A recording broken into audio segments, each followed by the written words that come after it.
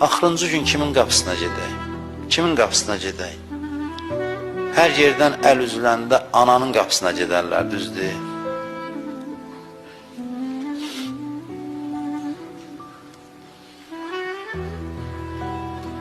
Ana dadına çatır insanın. Hər bir zamanda hamı üst çevirəndə ana üst çevirmir.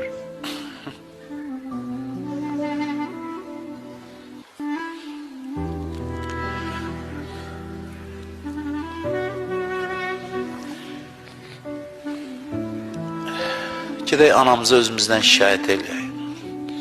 Deyək, ana sənə layiqli övlad olan mədir. Gedək o yanmış qapısına xanım Fatimə Zəhranın.